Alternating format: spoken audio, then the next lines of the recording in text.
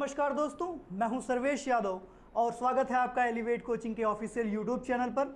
दोस्तों, आज से जो भी आपको मटेरियल मिलेगा वह पर डे का करंट का मटेरियल मिलेगा और यह वीडियो रात में ही प्ले की जाएगी, इसलिए अधिक से अधिक लोगों को जोड़ने का प्रयास करिएगा। दोस्तों, 1 अगस्त की वीडियो आज से स्टार्ट की जा रही है। यह सिर्फ और सिर्फ करंट अफेयर्स की सीरीज है, तो इस बात का ध्यान रखिएगा कि कॉपी और पेन साथ में लेकर बैठिएगा, जिससे महत्वपूर्ण चीज़ों को आप नोट कर सकें जो आपके एग्जाम्स के लिए बहुत ही महत्वपूर्ण साबित होने वाली हैं। तो दोस्तों, याद रखिएगा कि 1 अगस्त की जो भी वीडियो अपलोड की जाएगी या 2 अगस्त की जो भी वीडियो अपलोड की जाएगी वह 2 दिन पहले की वीडियो अपलोड की जाएगी, यानी कि जैसे 29 तारीख, 30 तारीख, 31 तारीख को क्या हुआ उसका भी समयवार पूरा घटनाक्रम आपके पास पहुंचा दिया जाएगा। तो वीडियो को पूरा देखिएगा और जितने अधिक से अधिक लोगों को जोड़ सकते हैं जोड़िएगा दोस्तों। तो 1 अगस्त के इस करंट अफेयर्स की पहली श्रृंखला में हम आपके लिए कुछ बेहतर टॉपिक्स लेके आए हैं जो आपके एग्जामिनेशंस के लिए बहुत ही बेहतर साबित होंगे दोस्तों। तो जुड़े रहिए और लोगों को जोड़ते रहिए। आइए बढ़ते हैं पहले प्रश्न की तरफ। पहला प्रश्न है, 29 जुलाई को किसके द्वारा पदार्थ उपयोग विकार SUD सब्सटेंस यूज डिसेबिलिटी और व्यवहार संबंधी व्यसनों के लिए मानक उपचार दिशा निर्देश पर पुस्तक विमोचन किया गया। दोस्तों, प्रश्न को ध्यान से पढ़िएगा कि 29 जुलाई को किसके द्वारा पदार्थ उपयोग विकार अर्थात सब्सटेंस यूज डिसेबिलिटी और व्यवहार संबंधी व्यसनों के लिए मानक उपचार दिशा निर्देश पर पुस्तक का विमोचन किया गया। आपके पास ऑप्शन है डॉक्टर हर्षवर्धन, राजनाथ सिंह, पीयूष गोयल या सुनीता छेत्री। तो दोस्तों, सबसे पहले हम यह जान लेते हैं कि पदार्थ उपयोग विकार अर्थात सब्सटेंस यूज डिसेबिलिटी है क्या। आप देखते होंगे कि कुछ लोग नशा करने के आदी होते हैं अर्थात व्यसन में लिप्त होते हैं, जिसकी वजह से उनकी मानसिक सक्षमता क्षुब्ध हो जाती है, वह सोचने की दशा में नहीं रहते हैं। ऐसे लोगों को पदार्थ उपयोग विकार के अंतर्गत ग्रसित कहा जाता है। तो उस नशे से निकलने के लिए, उस दुविधा से निकलने के लिए अभी तक कोई भी मानक उपचार दिशा निर्देश नहीं जारी किया गया था। दोस्तों, अभी हाल ही में एक मूवी रिलीज हुई थी संजू, जिसमें संजय दत्त की छवि को दिखाया गया था और उसमें यह दिखाया गया था कि वह अपने नशे की आदत को छुड़ाने के लिए एक संस्था ज्वाइन करते हैं और उसमें भी वह असमर्थ होते हैं क्योंकि वहाँ पर उचित मानदंड और उचित दिशा निर्देश नहीं थे। तो उसी बुराई को दूर करने के लिए अब एक मानक उपचार दिशा निर्देश जारी किया गया है, अर्थात जो लोग नशे में लिप्त हैं उनकी इस आदत को छुड़ाने के लिए यह मानक उपचार दिशा निर्देश जारी किया गया है और इसे जारी किया है केंद्रीय स्वास्थ्य मंत्रालय के मंत्री डॉक्टर हर्षवर्धन ने। डॉक्टर हर्षवर्धन केंद्रीय स्वास्थ्य मंत्री हैं, यह बात भी नोट कर लीजिए दोस्तों। केंद्रीय स्वास्थ्य मंत्री वर्तमान में कौन है? तो यह है डॉक्टर हर्षवर्धन और इन्होंने ही मानक उपचार दिशा निर्देश पुस्तक का विमोचन किया है, जिसके द्वारा जो लोग नशे से ग्रसित हैं वह संस्था ज्वाइन करके अपने नशे की आदत को छुड़ा सकते हैं। तो यह बहुत ही अभी 29 जुलाई की ही घटना है दोस्तों, तो इसलिए इस पे बहुत अधिक ध्यान दीजिएगा क्योंकि आने वाले एग्जाम्स में इससे प्रश्न आने की संभावनाएं उतनी ही अधिक हैं। अब हम देख लेते हैं दोस्तों डॉक्टर हर्षवर्धन से संबंधित कुछ अन्य करंट अफेयर्स की बातें जो आने वाले एग्जामिनेशंस के लिए महत्वपूर्ण हैं।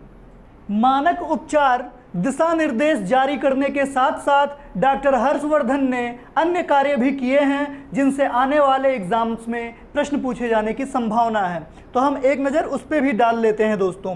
पहला पॉइंट कि डॉक्टर हर्षवर्धन ने ई ब्लड सर्विसेज ऐप को लॉन्च किया है।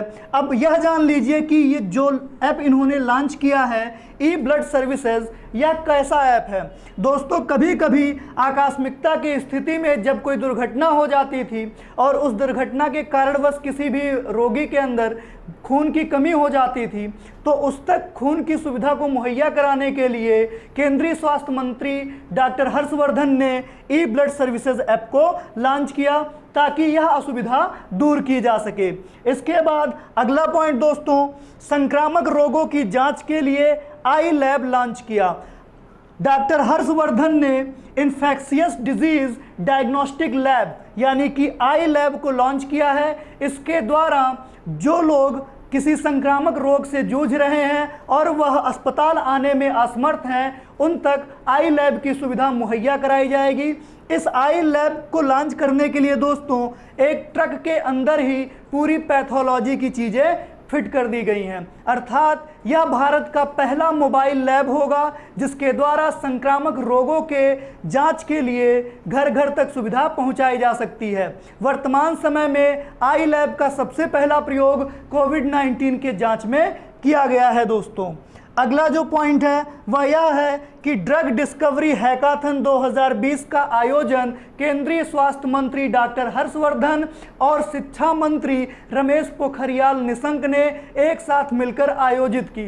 इसके द्वारा लोगों को वायरस से संबंधित जानकारियां बताई गईं और इससे संबंधित प्रश्नों को पूछा गया। तो ड्रग डिस्कवरी हैकाथन 2020 का आयोजन डॉक्टर हर्षवर्धन और शिक्षा मंत्री रमेश पोखरियाल निशंक के सहयोग से जारी किया गया दोस्तों। तो यह पहला प्रश्न हो गया दोस्तों।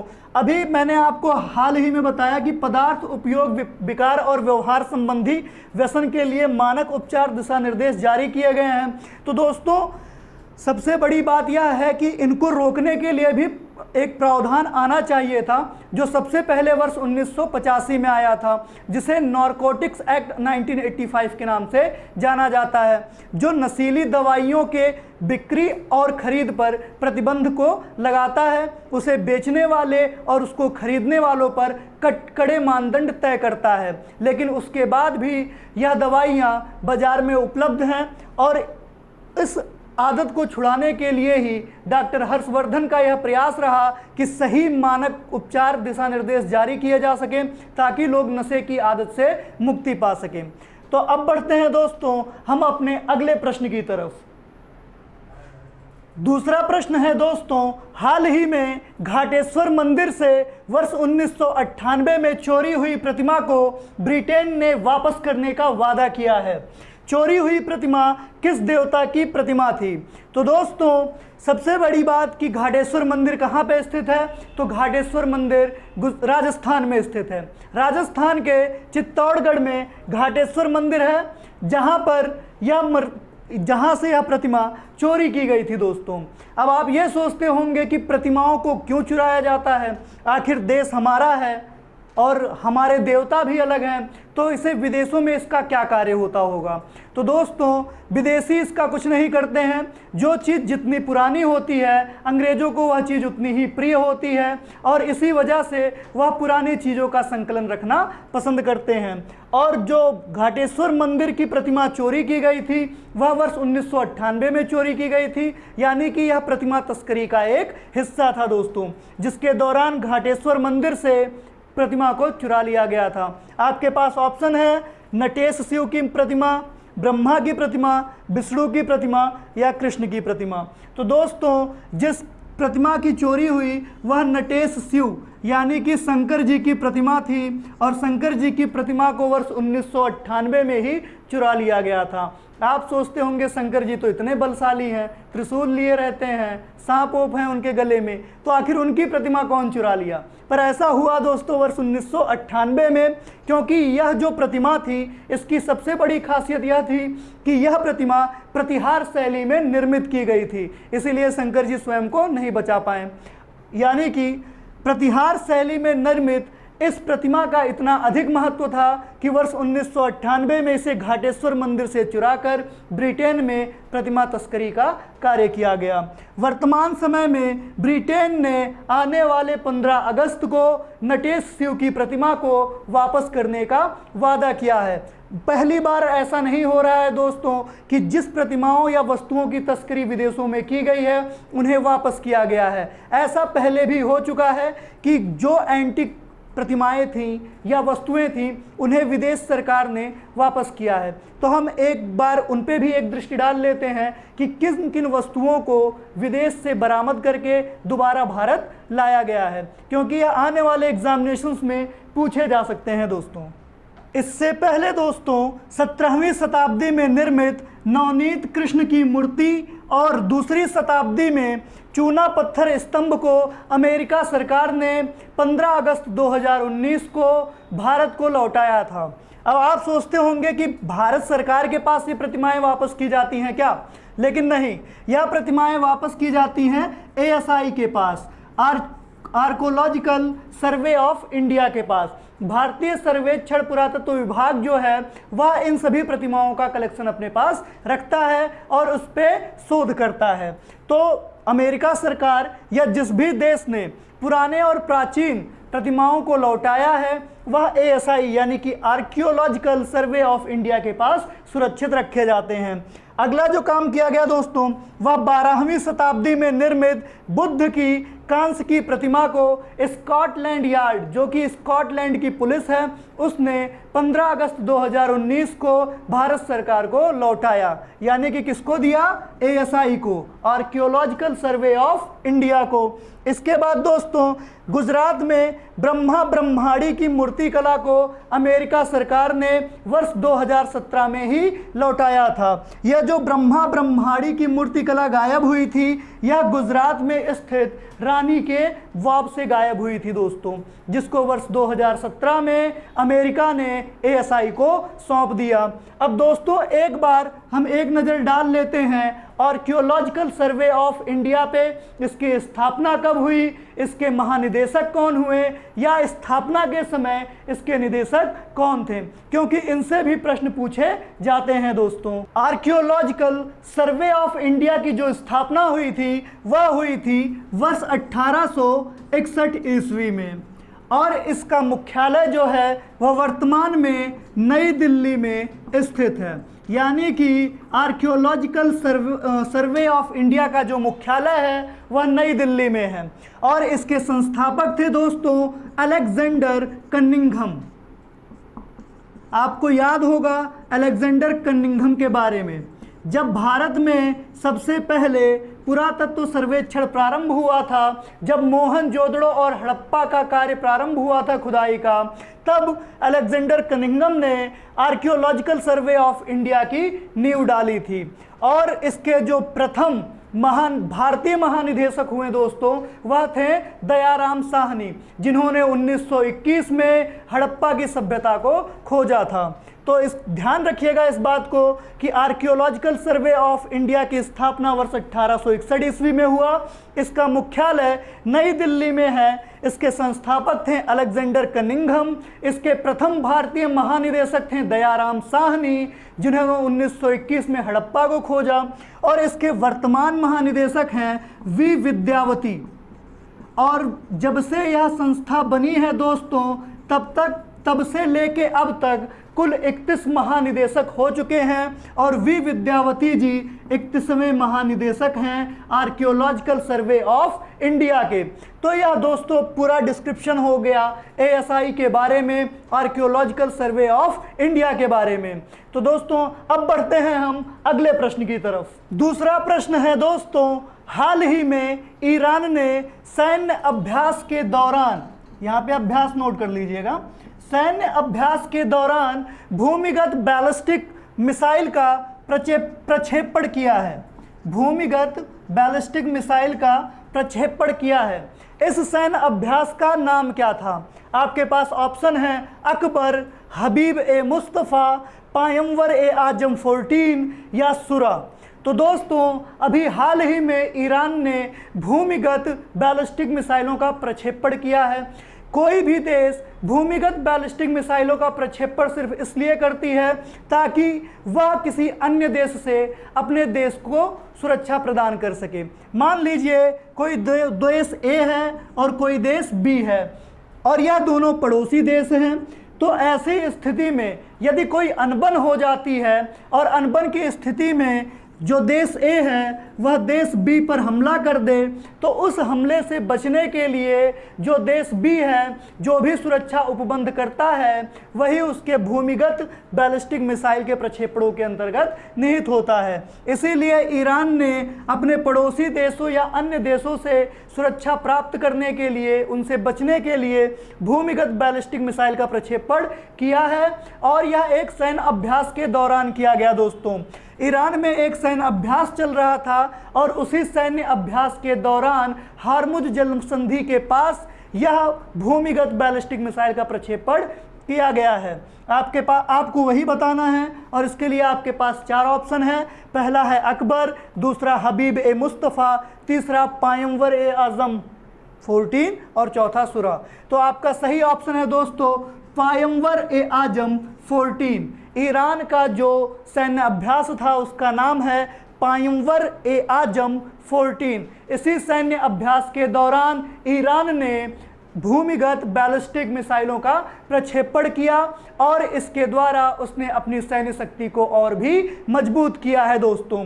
तो यह है ईरान के बारे में दोस्तों, पायंवर ए आज़म ए 14 यही है सैन्य अभ्यास जिसके द्वारा भूमिगत बैलिस्टिक मिसाइल का प्रक्षेपण किया है। और इसी के साथ दोस्तों अभी हाल ही में ईरान ने एक और महत्वपूर्ण कार्य किया था, वह यह था कि उसने अपने सैन्य विभाग का पहला उपग्रह लॉन्च किया जिसका नाम नूर था। नूर नाम से ईरान ने अपने देश का पहला सैन्य उपग्रह लॉन्च किया है जिसके द्वारा वह अब सैन्य गतिविधियों पर भी नज़र रख सकता है। इस समय ईरान अपनी तकनीक के क्षेत्र में बहुत ही ज़्यादा कार्य कर रहा है ताकि वह अपने देश को और भी सशक्त बना सके। तो दोस्तों यह है दूसरे प्रश्न का सार। एक बार हम ईरान के बारे में भी समझ लेते हैं कि ईरान की राजधानी क्या है, वहाँ की मुद्रा क्या है और वर्तमान समय में ईरान के राष्ट्रपति कौन है। तो ईरान के बारे में दोस्तों देख लेते हैं। ईरान की जो राजधानी है वह है तेहरान। नोट कर लीजिएगा, ईरान की राजधानी है तेहरान और यहाँ की मुद्रा है तोमान जो कि पहले रियाल हुआ करती थी। 2017 के बाद रियाल को बदलकर यहाँ की मुद्रा तोमान कर दी गई है और इसके राष्ट्रपति हैं हसन रूहानी साहब। नोट कर लीजिए, ईरान के राष्ट्रपति कौन है? हसन रूहानी। दोस्तों ईरान ने जो सैन्य अभ्यास किया पायंवर ए आज़म 14 यह हार्मुज जलसंधि के पास किया गया था और हार्मुज जलसंधि वह जलसंधि है जो फारस की खाड़ी को ओमान की खाड़ी से जोड़ता है। और इसके साथ ही हार्मुज जलसंधि की सबसे बड़ी विशेषता यह है कि यह विश्व का सबसे बड़ा तेल व्यापारिक मार्ग है। कच्चे तेल का आयात सबसे अधिक हार्मुज जलसंधि से किया जाता है और भारत का जो तेल आयातित क्षेत्र है वह भी हार्मुज जलसंधि से ही होता है क्योंकि यह इसके सबसे करीब में है। तो ध्यान दीजिएगा दोस्तों, सैन्य अभ्यास पायंवर ए आज़म 14 एग्जाम की दृष्टि से बहुत महत्वपूर्ण है, इसलिए इसको पूरे अच्छे तरीके से पढ़िएगा। अब बढ़ते हैं अगले प्रश्न की तरफ। अगला प्रश्न है दोस्तों, जनवरी 2020 में ऑस्ट्रेलिया के जंगलों में लगी आग का आंकड़ा हाल ही में WWF ने जारी किया। WWF का पूर्ण रूप है दोस्तों world wild life for nature world फिर से स्टार्ट करते हैं। World wild life fund for nature.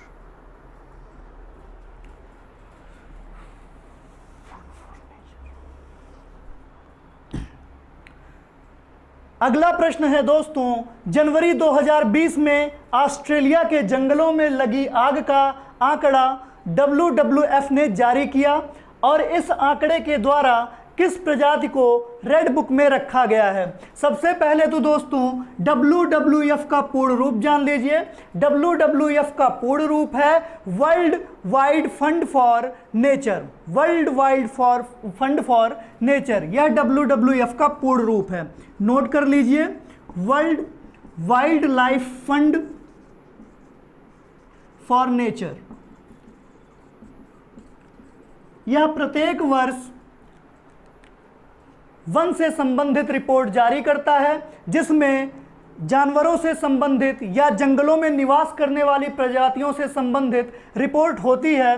उनके दैनिक जीवन के बारे में होता है, उनकी स्थिति के बारे में होता है, कौन से जानवर किस सूची में रखे जाने हैं, इसके संदर्भ में WWF अपनी यह रिपोर्ट जारी करता है। तो अभी हाल ही में WWF ने ऑस्ट्रेलिया के जंगलों में लगी आग का आंकड़ा जारी किया है और इस आंकड़े में उसने बताया है कि लगभग 3 बिलियन जानवरों की प्रजाति इस आग से प्रभावित हुई हैं और सबसे अधिक प्रभावित होने वाली जो जाति है वो है कोआला।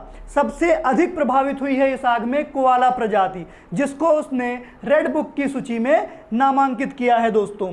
तो आपके पास ऑप्शन है कंगारू, कोआला, हाथी या तेंदुआ। तो इस प्रश्न का उत्तर होगा कोआला। कोआला प्रजाति को WWF ने रेड बुक यानी इंडेंजर्ड स्पीसीज की कैटेगरी में रखा है। इस बात को ध्यान से सुनिएगा और नोट करिएगा दोस्तों, ठीक है। और ऑस्ट्रेलिया सरकार ने यह भी बताया है कि यह पहली बार नहीं है कि ऑस्ट्रेलिया के जंगलों में आग लगी हो। ऑस्ट्रेलिया में दोस्तों लगभग 143 मिलियन हेक्टेयर भूमि वन क्षेत्र के अधिग्रहित हैं, यानी कि 143 मिलियन वर्ग किलोमीटर क्षेत्र में वहां पर भूमि सिर्फ वन के लिए आरक्षित है। तो इस प्रकार प्रत्येक वर्ष वहां पर जो आग लगता है उससे 40% वन प्रभावित होते हैं। लेकिन इस बार 2020 में जो आग लगी उससे वहां की लगभग 60 से 70% हिस्से प्रभावित हुए हैं, जिसकी वजह से वहां पर होने वाले प्रजातियों की हानि की दर भी बहुत ज़्यादा है। इसमें सबसे अधिक जो प्रजाति प्रभावित हुई है दोस्तों, वह प्रभावित हुई है सरीसृप, यानी कि जो जमीन पर रेंगने वाले जीव होते हैं वह सबसे अधिक प्रभावित हुए हैं। और इनका आंकड़ा लगभग 2.5 बिलियन है। लगभग 2.5 बिलियन सरीसृप इस आग से प्रभावित हुए हैं और लगभग 143 स्तनधारी प्रजाति इस आग से प्रभावित हुए हैं और 148 मिलियन पक्षी वर्ग इस आग से प्रभावित हुआ है। तो वास्तव में दोस्तों ऑस्ट्रेलिया के जंगलों में लगी आग काफ़ी भयावह थी, जिसने कई प्रजातियों के समूल को ही नष्ट कर दिया और विलुप्त प्राय प्रजाति की श्रेणी में कोआला को रखा है। अब बढ़ते हैं दोस्तों अपने अगले प्रश्न की तरफ। अगला प्रश्न है, हाल ही में भारतीय नौसेना द्वारा नेवी के सैनिकों के मध्य कम्युनिकेशंस को और भी बेहतर बनाने के लिए naval communication network training lab की स्थापना की गई है। अभी हाल ही में भारतीय नौसेना ने नेवी के सैनिकों के मध्य जो कम्युनिकेशन होता है, पानी के अंदर एक दूसरे से बात करने की जो कला होती है, उसको और भी बेहतर बनाने के लिए naval communication network training lab का उद्घाटन किया है। वह किस राज्य में है? कोच्चि में, विशाखापत्तनम में, चेन्नई में या तिरुवनंतपुरम में? तो दोस्तों भारतीय नौसेना ने naval communication network training lab का जो उद्घाटन किया है वह केरल के कोच्चि में किया है। याद रखिएगा कोच्चि कहाँ स्थित है? केरल में। तो केरल के कोच्चि में naval communication network training lab की स्थापना की गई है, जिसके द्वारा नेवी सैनिकों के मध्य होने वाले कम्युनिकेशन को और भी बेहतर बनाने के लिए ट्रेनिंग लैब का उद्घाटन किया गया है। इसके साथ ही दोस्तों केरल राज्य देश का पहला राज्य बन गया जिसने कॉमर्शियल यूज़ के लिए LNG बस सेवा प्रारंभ किया। LNG यानी लिक्विफाइड नेचुरल गैस बस सेवा का प्रारंभ करने वाला देश का पहला राज्य है केरल। केरल ने ही व्यावसायिक कार्यों में प्रयोग होने वाले LNG को अब बस सेवा के माध्यम से लोगों तक सुलभ बनाया। LNG बस सेवा प्रारंभ करने के बाद केरल देश का पहला राज्य बन गया है जिसने सबसे बड़ा ट्रांसशिपमेंट बेस तैयार किया है, यानी कि सबसे अधिक प्रोन्नति का जो कार्य हुआ है सेना के क्षेत्र में वह केरल राज्य में हुआ है, केरल के कोच्चि में हुआ है। तो दोस्तों आज 1 अगस्त का यह पूरा एनालिसिस का वीडियो है। प्रतिदिन आपको ऐसे ही हर दिन के एनालिसिस की वीडियो रात में मिल जाएंगे।